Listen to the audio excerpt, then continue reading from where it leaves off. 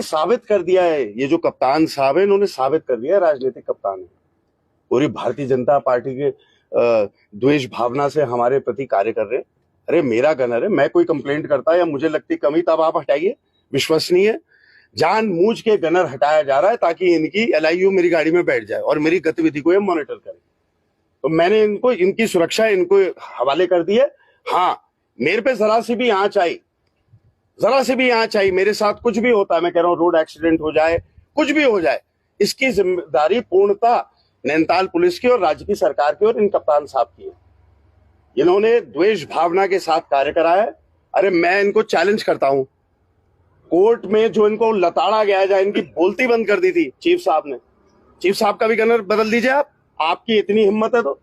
आप हमें आईना दिखाने का काम कर रहे हो, गलत काम पहले आप करते हो, अपहरण आपकी निगरानी में होता है, विधायकों के साथ, नेता प्रतिपक्ष के साथ मार पिटाई धक्का मुक्की आपकी निगरानी में होती है, और ऊपर से ऐसा तेवर दिखा रहे हो। दिखाओ फिर तेवर। मेरे को इनकी सुरक्षा नहीं चाहिए, लेकिन मेरे को इनकी नीयत बिल्कुल साफ नहीं लग रही है।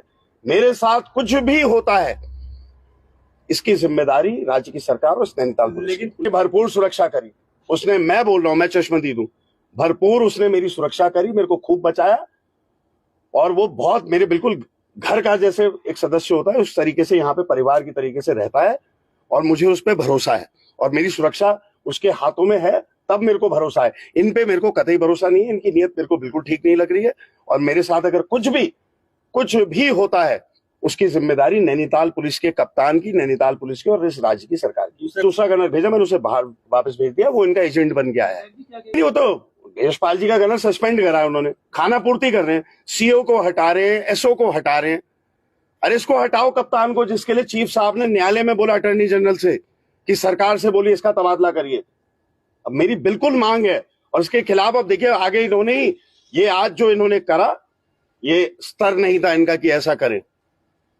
अब इनके लिए आगे हम लोग क्या प्रदर्शन करेंगे, कैसे गांधीवादी तरीके से हम अपना कार्य करेंगे, लेकिन जीत अंत पे हमारी होगी।